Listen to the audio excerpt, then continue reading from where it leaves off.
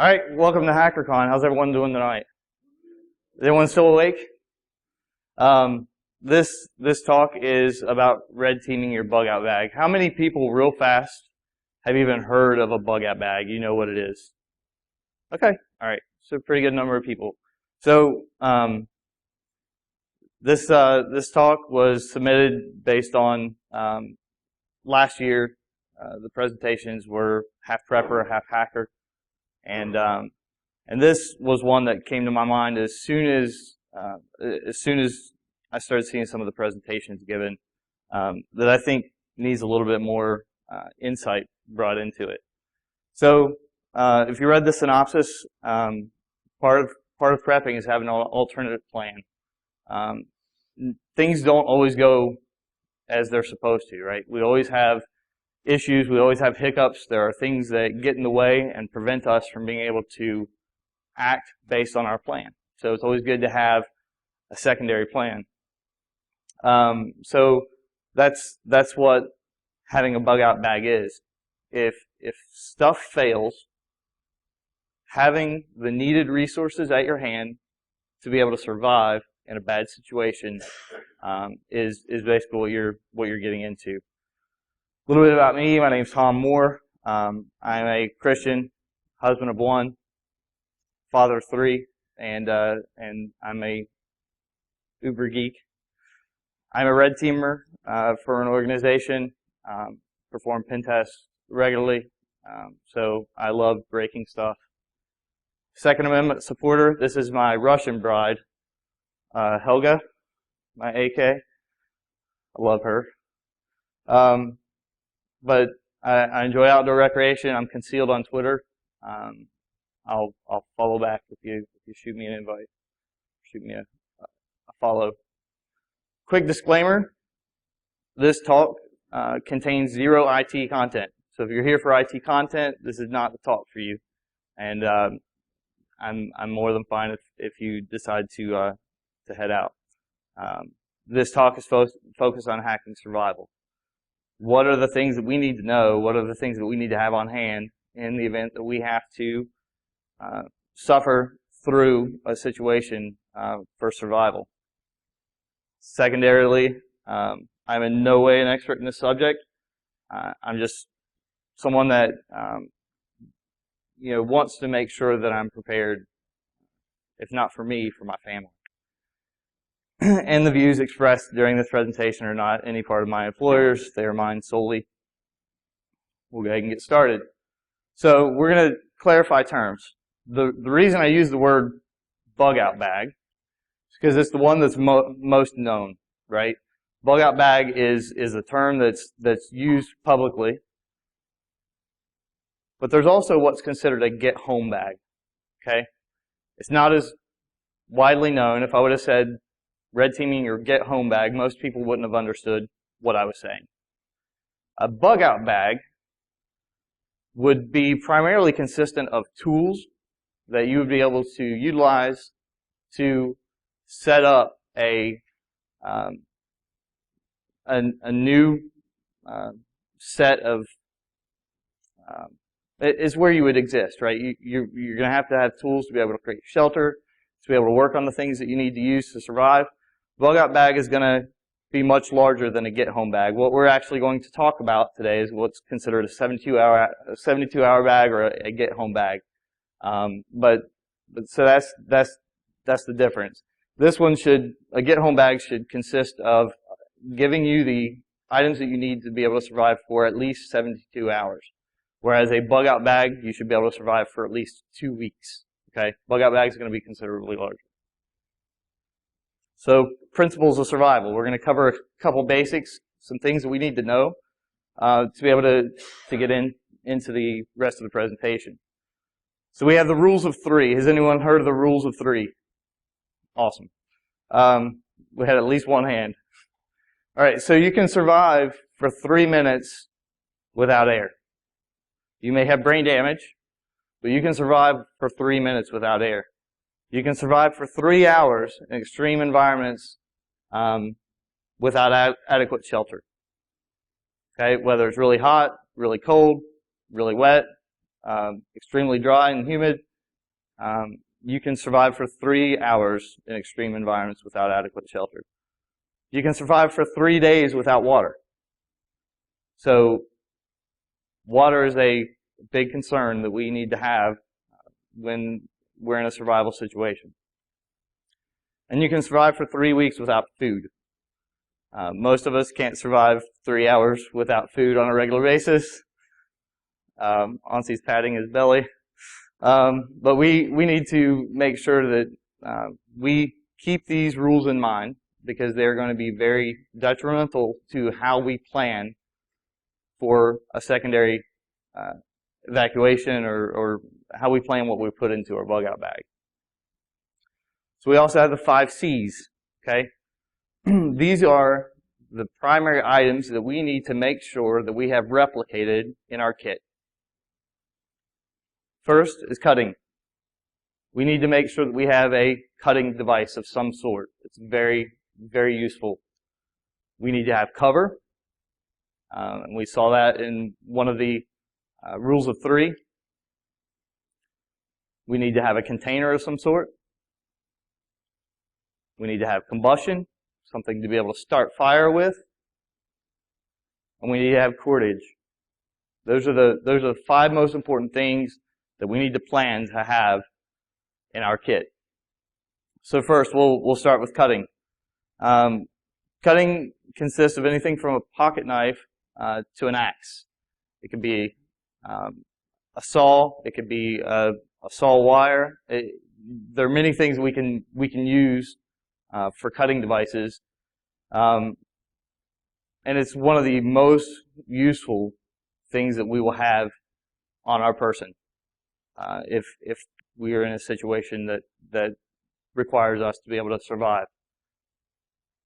One of the most difficult to produce with raw materials. I mean, you can use rocks to bludgeon things. You can try to sharpen rocks. You can try to create something that's going to be sharp. You can use rocks to sharpen sticks and things of that sort, but those sticks are not going to be hardened tools like what we have available to us today. So having those is going to be extremely beneficial for us. Your situation and location will dictate how many you're going to need. If you're in an urban environment, you probably don't need as many cutting tools as what you may need if you're in a rural environment. If you're going to be out and truly having to survive in the wilderness, you're going to need more of these. You can get by with one, but we'll talk about that in a little bit. They vary in efficiency depending on the task at hand. If all I have is a blade, like this one, and I have to cut down a tree, it's going to be a little hard to do, right? I'm either going to be hatcheting at that thing, or I'm going to be using it as a baton with another stick to be able to use to cut a tree down. It's going to be a lot harder than if I had a saw or an axe, right?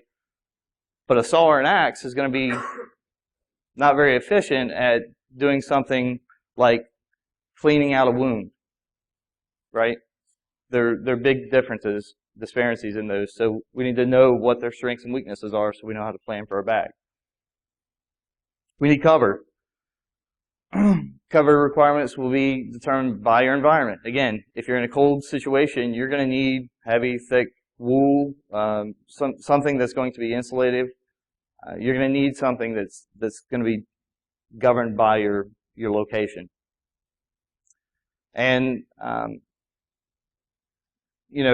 what you have in the situation in which you find yourself in, where you need a bug out bag, what you have on may not be sufficient for what you need to be able to survive. So having clothing, how many of you work in dress shoes?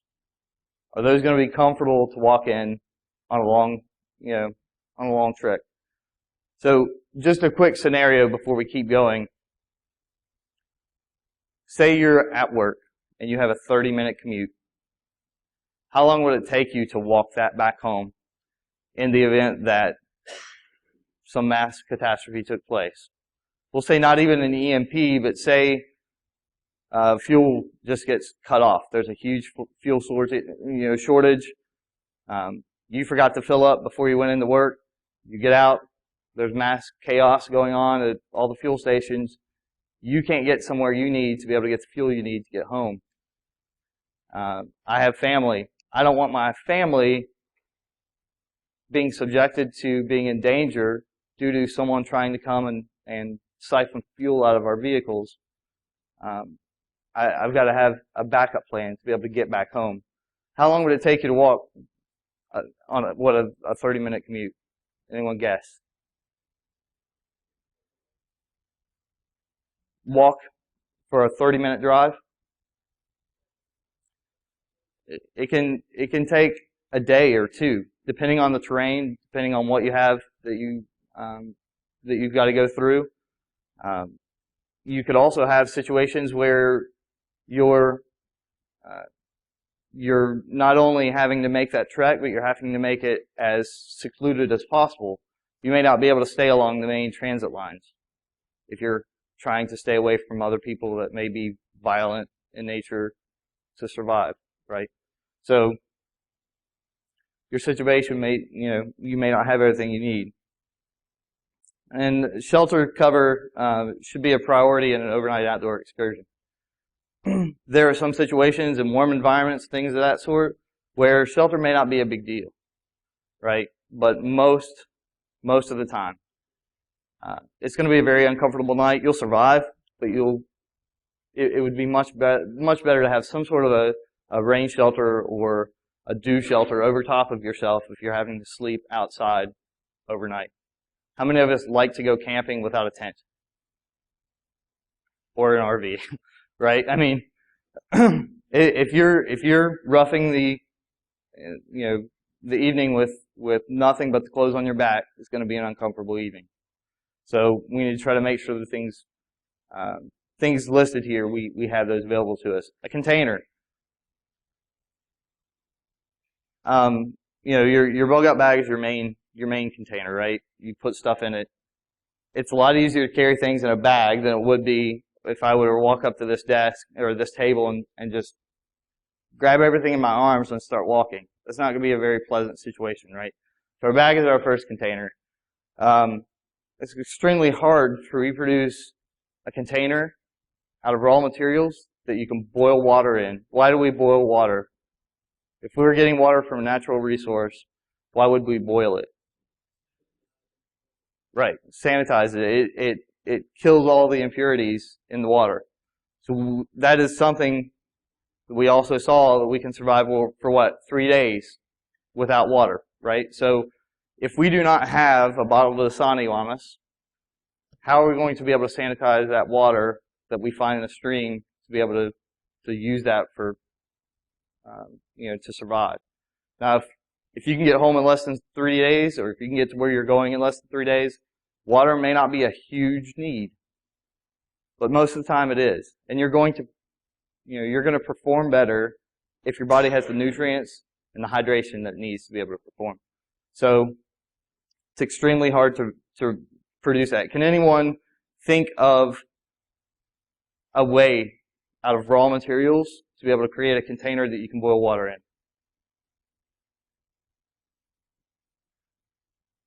Bamboo. You can actually boil water in bamboo.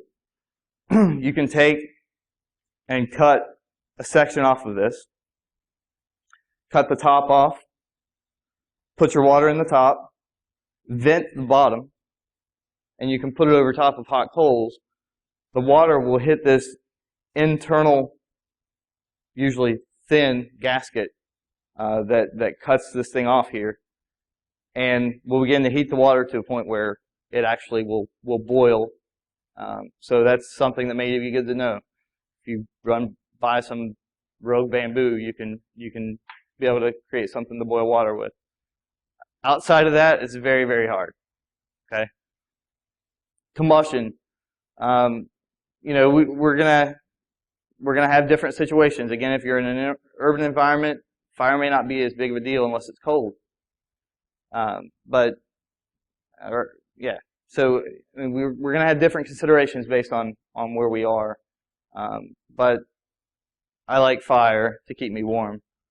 It's helpful for keeping us warm, cooking food, providing light, purifying water. And one other thing that I didn't mention on here, if you were to get wounded during your situation, it may be helpful for you to be able to cauterize a wound using the heat from a fire and a blade to be able to survive, to stop bleeding. Cordage is the last thing.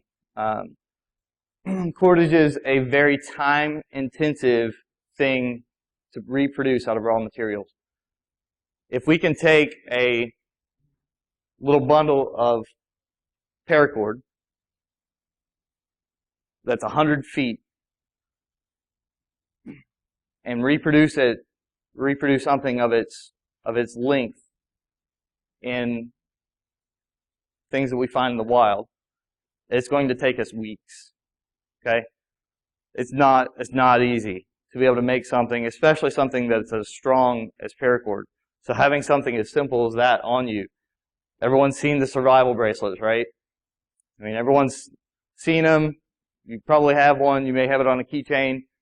A lot of people are hyping them up, but the truth is that with just this string that's on my wrist and a blade in my pocket, I can create a shelter or something to be able to support a shelter and a fire bow, and I can survive with fire and shelter with just this and a blade, right? So there are amazing resources in cordages that we need. It can be useful for different items. Whoa, I just kicked it back. So here we go. All right, so we want it for building shelter. You can use it for tourniquets. If you get a bad wound and you need to cut off blood flow to the situation or to the location, I need to stop messing with this. You can create a tourniquet. You can set snares for trapping animals, food. Fishing.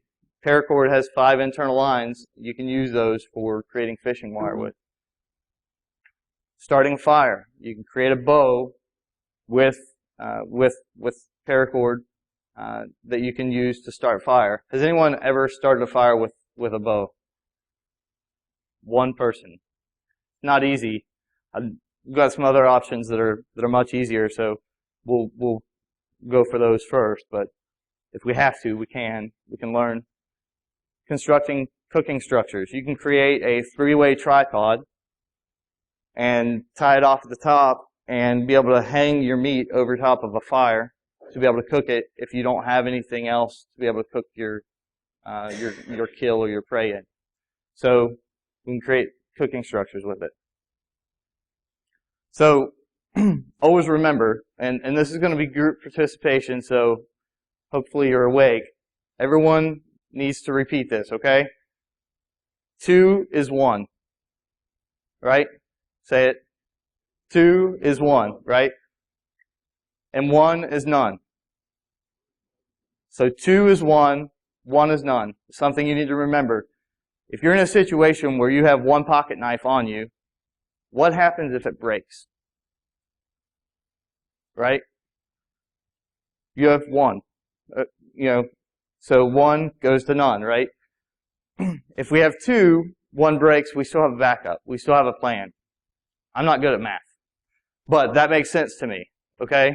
We have to plan for a situation where things aren't ideal. So considerations. What things do we want to consider about the items that we're going to put into our 72-hour bag or our get-home bag?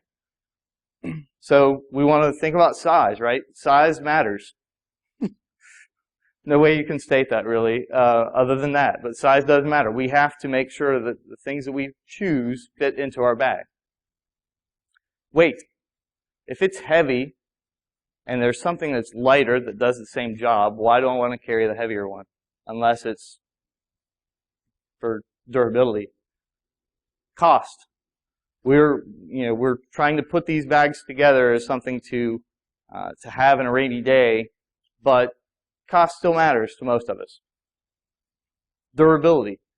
If I can drop it and it shatters and breaks, it's not something I want to depend on for survival, right? We want to make sure that the durability of the items that we select are that of a good quality. Shelf life. When it comes to food, things spoil. Things go bad. We have expiration dates. We don't want to be eating something that expired 3 years ago in a survival situation. If we have to. If we get sick, it's going to take a couple of hours at least for us to get sick, but shelf life matters on the things that we're putting into our bag. And multiple uses. So if we have items that can produce multiple, tasks for survival, those are the things that are going to be most useful for us to put into this bag. So those are the primary considerations that we're going to look at. So let's look at practical implementation. If we're going to build this, how are we going to do it?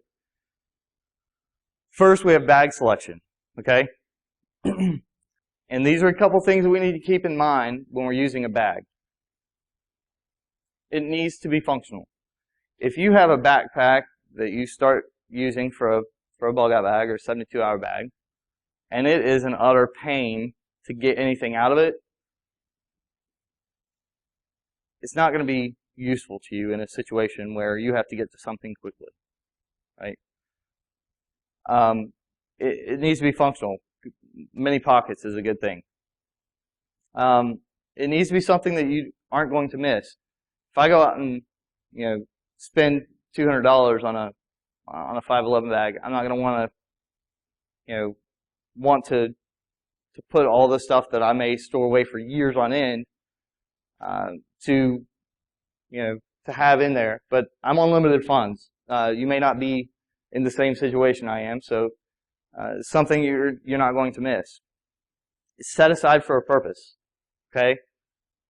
Don't rate it. If you set this thing up, you do need to test it. You need to make sure, just like a disaster recovery, right? We need to make sure that our disaster recovery implementation will actually get us through a disaster. We need to test the things we put together. But we don't need to rate it. Oh, I've got a set of gloves in my bag. I'll just go get those. Well, what happens if you're in a situation where you need that? You no longer have them set aside. So it needs to be low profile. I am not going to have a Rainbow Brite backpack that's bright pink, okay, that I'm going to use for a bug-out bag. It's not what I'm going to use. What is it? It brings out my eyes? Nice. You would be able to find it. I'm not going to use something extremely bright. If it's blaze orange, there's no way I'm going to be able to hide with a bright bag. In the same token, we kind of talked about 511 bags. I'm not going to have a multi-cam bag or a digital camo bag that's labeled a bug-out bag that I'm going to use. Can anyone give me a reason as to why not? You would be targeted, right? People are going to, if you're in a situation where you are seen by other individuals, if you're walking around with a regular JanSport bag, you're not going to stand out. If you have a big military pack on that's packed full of stuff, and someone sees that, they're going to look at you and think, they probably know how to survive, I'm going to leech onto them, right? I'm going to either leech onto them or I'm going to take what they have so that I can survive. Yeah, Casey has a very good example right there. It's an awesome bag. Love 511. Would not use that for a bug-out bag. I carry a Sandpiper California. It's all mollied out. Awesome bag. Wouldn't use it as a bug-out bag because I don't want to be targeted in a situation where I'm trying to keep a low profile and just get out to survive.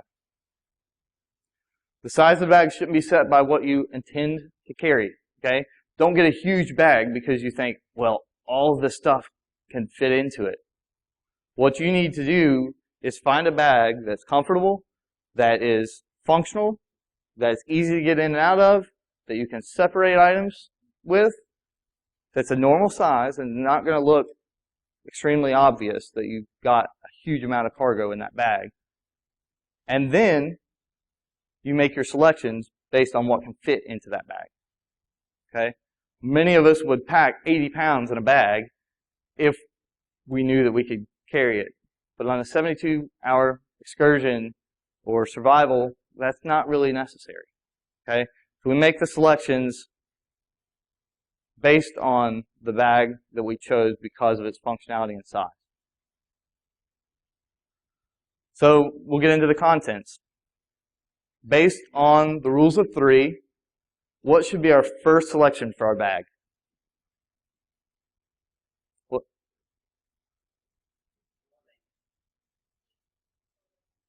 Nope.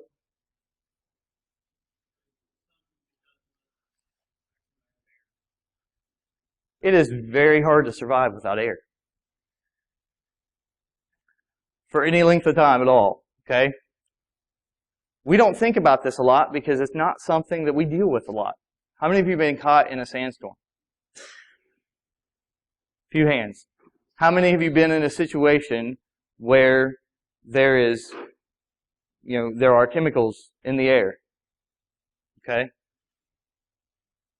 If you can't breathe, you're not making it very far at all. So while this seems ridiculous for us in most cases, this should be the first thing that we put in our bag. 2 of them with a respirator on it, Lowe's, $7. Okay? Very, very valuable, something we need to make sure we have in a survival situation. So, secure your breathing mask respirator. And you can get more advanced. If you've got more room in your bag, by all means, get something that's going to be much more reusable. After a few hours, these are not going to work as well as they did when you first put it on, if you're in a bad situation. So the next 2 items in the rules of 3 are shelter and water, which most of you mentioned. We're going to cover those as we're going through down through the 5 C's. So the next item is cutting. Most of us probably have some sort of a small knife on us, right? How many of you have a knife? Right? We have knives. We keep them handy. They're very useful for us. It's good to have something that you can use with one hand. If something happens to one of your arms, it's going to be really hard if your knife that you're carrying on a regular basis requires that you use both hands to be able to open it. Okay? So single-handed operation is good. But most of us probably carry those. That's my normal one, CRKT Delegate. I love that little knife, full dress knife. But it's a very fast, assisted opening knife. It's small. And that's primarily what I have on me at all times. Having a good quality multi-tool is also good. How many of you carry a multi-tool most of the time? It takes a special type of geek to carry a multi-tool all the time, right? I love carrying multi-tool. I've got my Leatherman Wave. I'll not pull it up because I've got it in here, but we have some desired features that we want out of multi-tool. You can get a cheaper multi-tool, but make sure it's not going to break. I can't remember what the movie was where the guy got caught in the rock climbing, had to cut his arm off. Yeah, 127 hours, right? So he really wishes he would have bought a better multi-tool, right? But we want a couple things out of our multi-tool. We want a set of precise pliers. We can use those for multiple things. We want a saw. So if that's the only thing we've got on us, if that's the only saw we have, at least we have a saw. We want a can opener. They can be used for multiple things besides opening cans. But if we find a food stash, we want a way to be able to get into that without cutting our finger off. And we need a blade. What was the statement again? 2 is 1, 1 is none. If you've got a regular blade and a blade in your multi-tool, at least you have a backup. Okay? A larger blade or camping hatchet. So I've got several different examples. But this is the hatchet that I have up here on the table. It's very lightweight, small. It's made by Coghlan's. Has a little case that covers the blade and a belt clip that you can put on the flat of your back. It's not very extrusive. It's small, it's lightweight, but it's a good thing to have on you. The next is a saw. If all I have is my Leatherman, that's going to be good. But this is much easier to cut down a tree with. And someone told me that I should cut down a tree out here on the sidewalk just to show how well it works, but I'm going to decline from that offer. And then I've got another knife here that my buddy turned me on to. It is one of the best knives that I've seen. It is full tang. Does anyone know what full tang means? Okay, a couple people. Full tang means that the blade that comes out of this extends all the way through the grip. Okay? If I'm using this in a situation, if this is the only thing that I have, and I need to cut through a tree or a sapling or some sort of firewood, I'm going to use what's called batoning, where I put the blade on the log that I'm needing to cut, and then I'm going to take another log or another stick, and I'm going to beat the handle of it or the other end of it in order to be able to get it forced through that piece of wood. Okay? If you're not operating on a full tang knife, you're going to break it right here.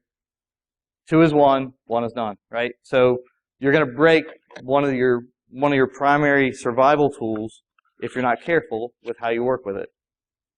So those are some of the primary cutting tools that I keep in my bag, and I can provide part numbers and things of that sort if it's needed. So cover is something that if I'm going to be spending the night somewhere in bad situation, I'm going to want cover. Has anyone ever spent the night outside without cover? What happens? Wet, cold. Even if it's not raining, you're wet. Dew sets, right? You're going to be wet unless you're in an extremely dry environment, in which case you're probably not going to need cover for other situations.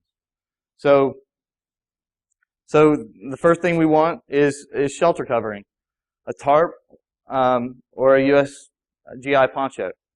So I carry a US GI poncho for the primary reason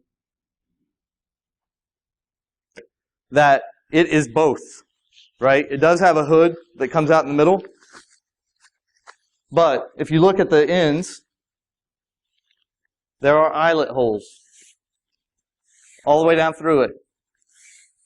It is a tarp and can be secured just like a tarp would. So having a tarp and a poncho is not very useful for me, right? I'm going to keep my poncho. It's usually lighter weight, still provides the same water shedding functionality that I need out of a tarp. If you do a tarp, if you don't have access to a poncho, get a 6x8 tarp. You don't need a huge tarp. You need something enough to cover your person, okay? You'll probably need a sleep system, depending on where you are. A lot of times, one of the other reasons when we've slept outside overnight without shelter, that we get extremely cold and wet, is because our body has nothing to insulate us from the ground. The ground is usually colder than body temperature, right? We're going to lose all of our body heat into the ground. So sometimes having a compact fleece sleeping bag is handy, and they can be very small. My buddy's got one that's about half this size, but just a small compact fleece blanket will help. Otherwise, what the material that I would suggest if you're just taking a blanket would be wool. Wool is a very good insulative cloth, and it can protect your body from losing all of its heat into the ground. So the other option, if you are stuck, if you don't have anything else, you can use two 50-gallon, 2 millimeter, thick trash bags, okay? Take 2 of the bags, take the first one and stuff it full of dry leaves. Fill it up. The reason you want leaves is because leaves primarily do not compact as easily as other plant life, like grass or something like that. Leaves are going to keep air. Air is a very good insulator. So if you pack one of the trash bags completely full of leaves, then you put your other bag inside of it. You can sleep inside that bag. You have insulation from losing your body heat through the ground. And in addition to that, you also have something that's going to shed water off of you when dew hits or if it rains. May not be ideal, but if you can carry a couple trash bags, they're pretty small. If you can keep a couple trash bags on you, that can be your sleeping arrangement, as long as you've got dry leaves available as well, right? You may want an outer jacket. You may want something else. For me, my poncho is also my outer jacket. Remember what we also said? Multi-use is something that we can utilize.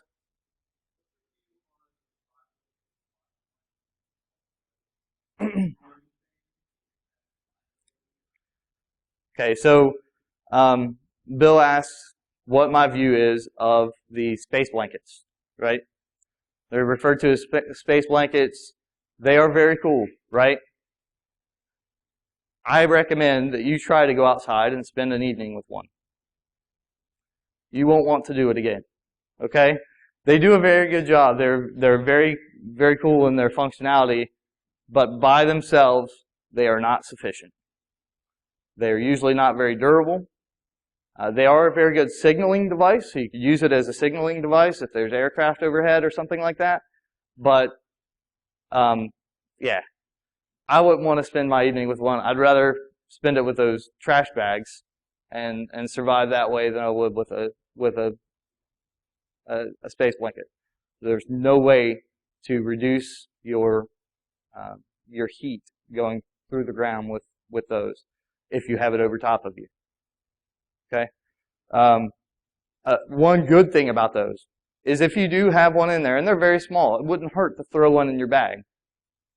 If you set up like a 5-minute shelter, if you set up a slanted tarp, if you're having trouble with maintaining body temperature, you can put that on the inside of your tarp, and it will radiate the body's heat off of you back into you.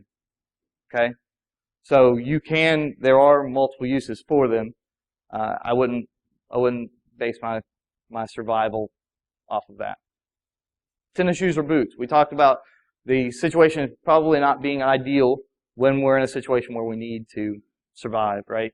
So, tennis shoes. If I'm going to make a long trek, I'd much rather do it in that than a pair of, Johnson & Murphy's. So, have some tennis shoes there. They don't necessarily have to be in your bag. Have them beside of it. Have them in your trunk. Rain gear. Again, multi-use. My poncho. So, we've got that covered.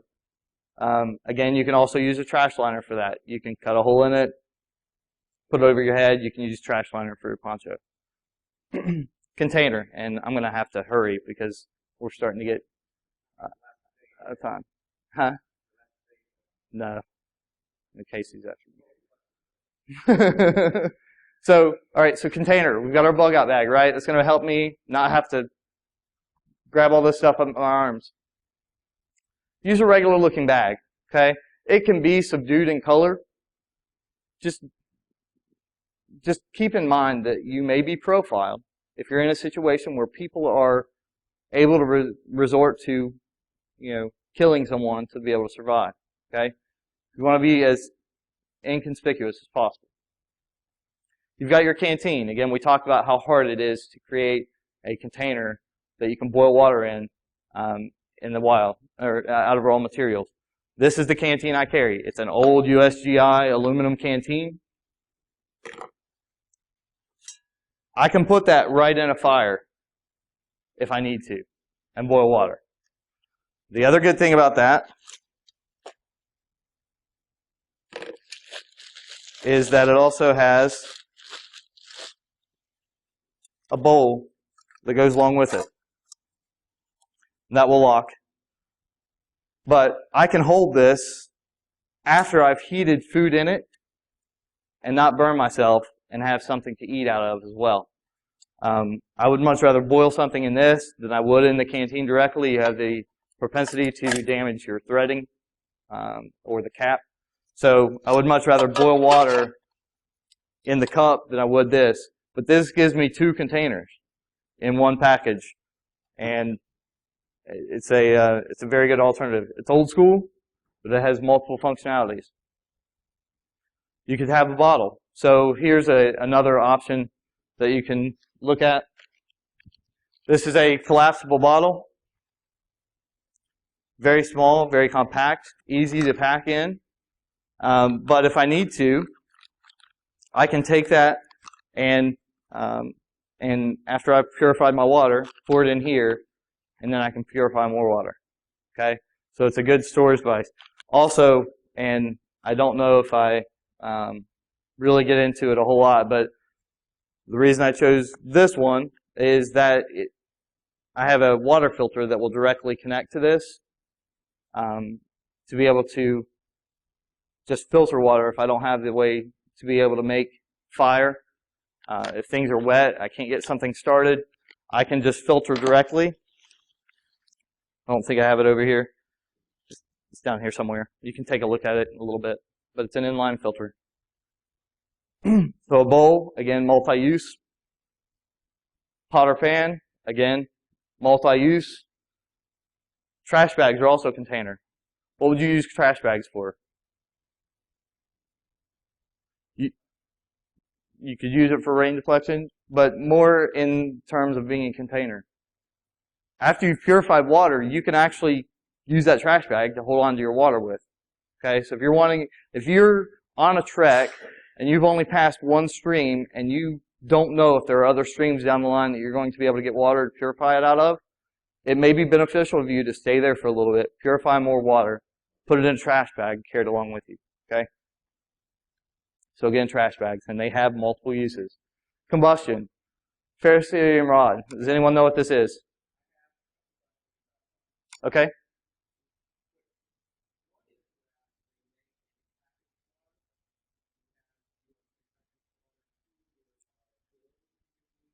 Yeah. So there are purification pills. Actually, something you may not know, you can boil water in this container. How many of you believe that? You can. You actually can. Okay? So what will burn this bottle is direct flame with direct access to air. Okay? So if this is very full, say this bottle, we'll keep this one up here because I'm drinking it, but say this bottle is fairly full. I'm going to take this wrapper off of this. I'm going to take the fire that I've got, and I'm going to pull some of the hot embers out. I can do that with my canteen bowl. I can do it with a knife.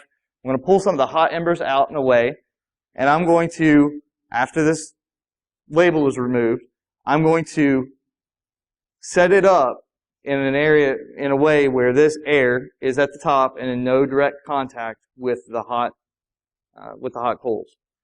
The water takes the heat that's generated from the coals and pulls it away from the plastic to prevent it from burning the plastic. Okay? So it will start pulling all the heat towards the top. And you can boil water in this. It will take about 6 minutes. How many of you know how long you need to boil water to be able to remove the impurities? 2 minutes. Okay? So with this bottle, that's all I have. I can boil water on it, or boil water in it in about 8 minutes and have suitable water for drinking, for survival. Okay? Good question. The tablets and things of that sort, they get very complicated. They are good to have, good to be able to use.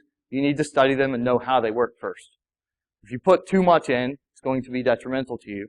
If you don't put enough in, it's not going to get rid of the impurities. I'd much rather know that if I boil water for 2 minutes, it's good to go, right? So ferrocerium rod. How many of you know what a ferrocerium rod is or what it does? Okay, one person. So I cleared this with Rob. Hopefully we don't set anything on fire.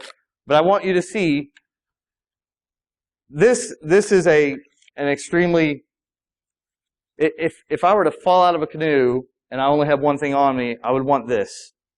My knife and my ferrocerium rod. Okay? Because with this I could create everything else that I need. But ferrocerium rod is a very easy to use fire starter. The knife that you select needs to have a flat spine at the top. Okay? If it doesn't have a flat spine, this won't work. But you can take, and the knife is sharp, so you want to maintain it, you want to hold it still, but you can take your ferrocerium rod and against that flat part of it, pull it, and you get sparks every time. You can create fire in a very short period of time on a very easy basis with this little rod and the back of a knife. That's more, important for multiple things, but this is also water resistant, right? If you drop it in the water, it's not like a Bic lighter. You're going to be able to strike it again. It's not like a match. You're going to be able to strike it again, and it will always, without fail, create sparks that can enable you to be able to start a fire in the wild.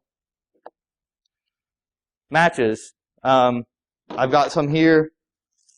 You can use matches. They make waterproof matches. Sometimes they get soggy and break, though. They don't work all the time. But matches would also be good. It's always good to have multiple ways to be able to do the same thing, right? 2 is 1, 1 is none. So, a lighter.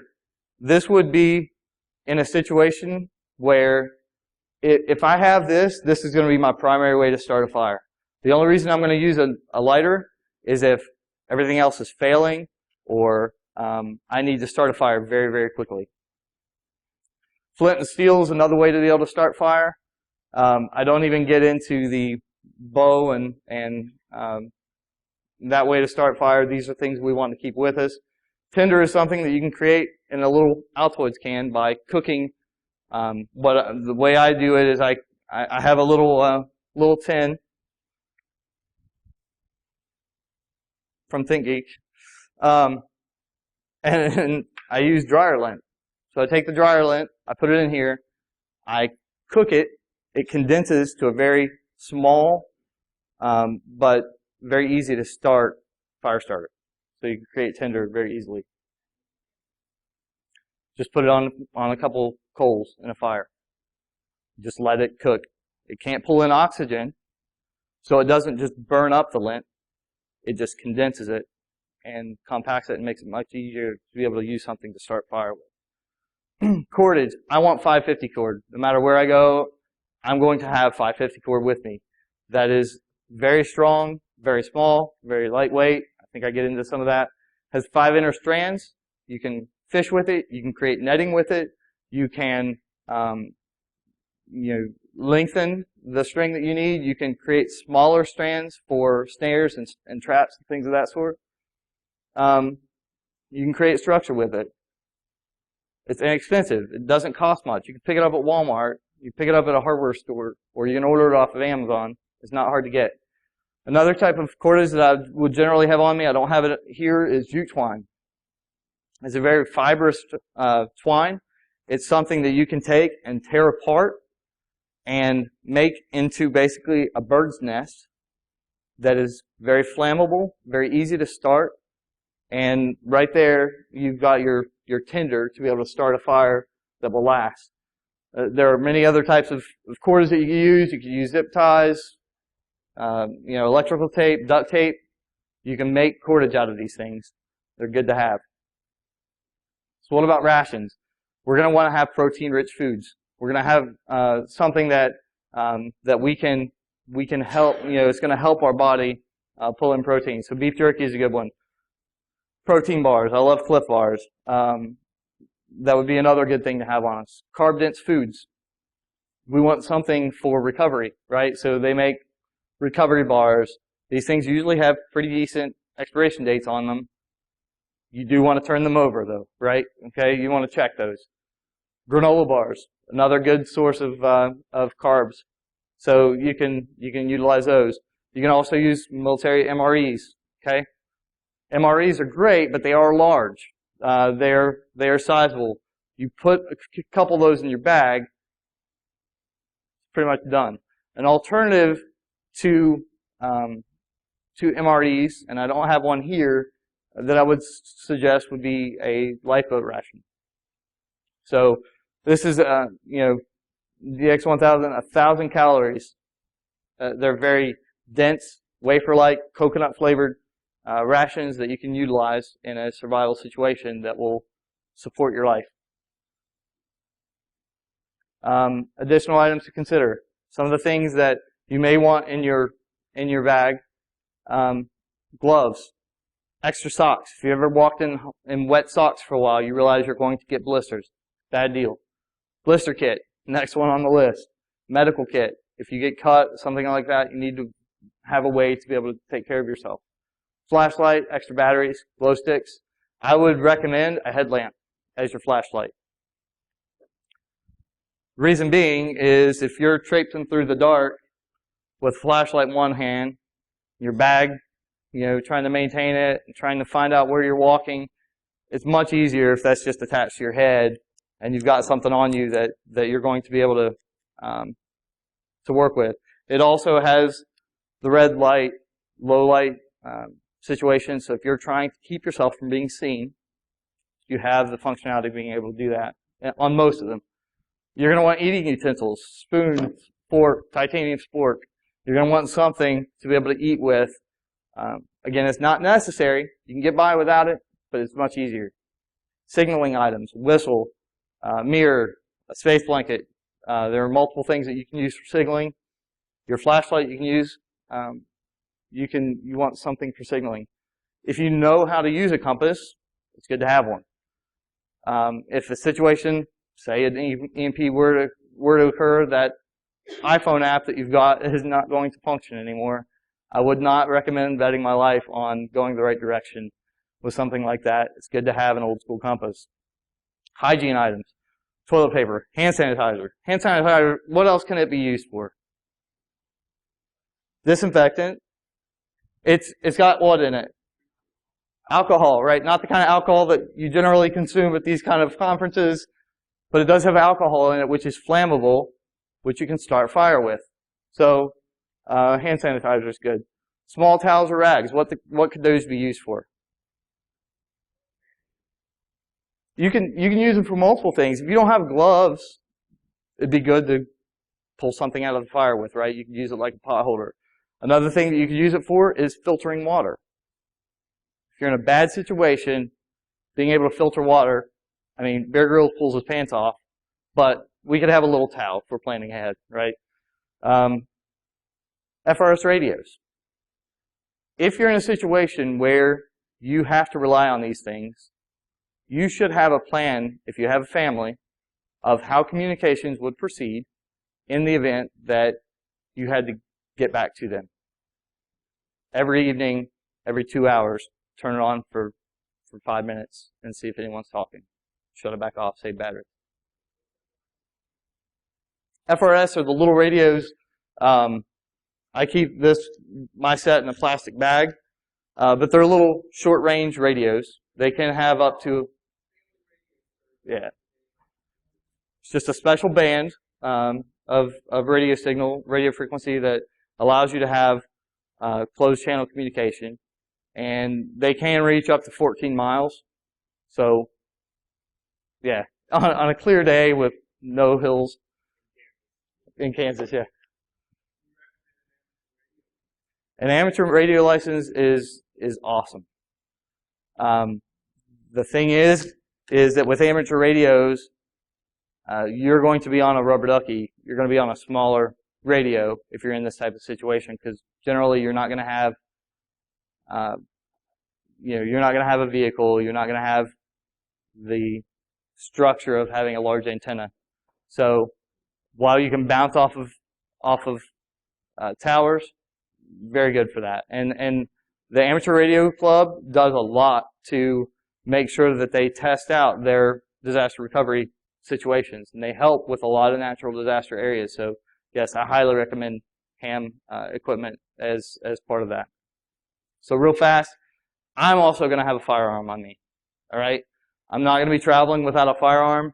The only place you're going to see me without one is here. And I'm going to carry a .22 in this situation. The main purpose being weight of ammunition. Okay, I could carry Helga, my AK, but I'm going to have 25 rounds of ammunition for the same weight, 2.2 pounds, that this 375 box of .22 caliber weighs. There will be, but we are on a last resort, right? I would love to carry a rifle around with me.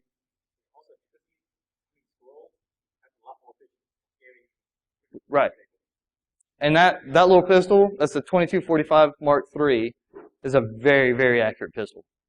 I love that little thing. And the CCI mini mags shoot wonderfully through it. I've never had one this speed. Make sure, if you do plan for a .22 caliber weapon, make sure to test your ammunition ahead of time. Okay? I'm just going to put it that way. There is some ammunition out there that is utter junk and will not cycle an automatic firearm. How many rounds would I recommend for a 72-hour bag? As many as you can fit and still not exceed the weight that you're wanting to carry. 72 hours could turn into 2 weeks, right? Right. That brick is small and closed. I know if it's closed, I'm not gonna have to worry about it. You can get the smaller CCI bricks that are 50 rounds. That would work, right? But I'm gonna stick with something like that. Keep it inside of a Ziploc bag so it doesn't get wet, corrode, things of that sort. So, not a fan. That's why I'm not carrying now. Otherwise, I would be. But that's my kit. That's what I'm carrying. I have a small, very small, lightweight holster that I'm going to carry. It's by Ace. You can get it on cheaper than dirt. I think $10. Okay, very cheap, very small, very lightweight, and it's tuckable. So you can put this on. You can tuck your shirt down inside of it. You're completely concealed. You have nothing but this little portion of the clip and what's above it showing on your belt line. If someone comes up to you to attack you, they're not going to realize that that you have a weapon on you until it's too late for them. If I've got a rifle slung over my back, I'm going to be a target, right? It's something that's going to call out to me. I would love to take my Remington 597 with me too, because I could hit things at much longer range, and it's a lightweight rifle. But that's what's in my kit. So parting thoughts. Tools without the technical ability to utilize them is worthless. Okay? You can do all of this prepping, you can have all of your gear together. If you don't know how to start fire with a ferrocerium rod, if you don't know how to boil water, you're going to have problems. If you don't know how to take care of building a shelter, you're going to have issues. It's good to practice these things. Just like a disaster recovery, we need to from time to time go camping on the rough side of things and make sure that our kit works and that the things that we're going to base our survival off of have been tested and true. Otherwise, I wouldn't base my possible life on them. Credit where credit is due. A lot of the things that I talked about, the 3 C's, or the rules of 3, the 5 C's, are by Dave Canterbury, Pathfinder. He has Pathfinder School. Awesome, awesome program. All kinds of YouTube videos out there that will explain to you how to set up a shelter in 5 minutes or less with 8 foot of or I guess 10 to 12 feet of paracord and 3 sticks or stakes that you can get wherever you go, and a tarp. If you don't have a tarp, you can lay sticks down it, create your shelter. You can do it with paracord. You need a knife, but with this shelter you don't. He shows you how to do the knotting, the things that are harder to do. How many of you know how many of you spent time in the Boy Scouts? Okay, so a few. There are knotting techniques that are very, very handy to understand. How many of you know what a trucker's rig or trucker's hitch is? Right? Being able to cinch down line very tightly to secure something is extremely handy to know. So, my buddy Dave Cabell, he just had a little baby girl. The day I was traveling down here, he is my partner in crime when it comes to knowing what products are good, what tactics to use in situations. He's awesome, and he actually let me borrow his medical kit and some of the other stuff up here to be able to have to show you guys, because he has much more planning in his kit than I had in mine. But credit where credit is due. Last thing is there are additional resources. If you want resources to be able to look at, and I will put these slides up there. These are some great resources that you can look at. In addition to that, YouTube channels. There are many YouTube channels out there. If you are looking, just to put this out there, if you're looking to buy a knife, I highly recommend Nut and Fancy. Okay, awesome YouTube channel, does hundreds and hundreds of reviews of different firearms, knives, things of that sort. He'll tell you if it's junk or not. He has a standard, pick list that he goes down through and on his reviews of everything he does. And again,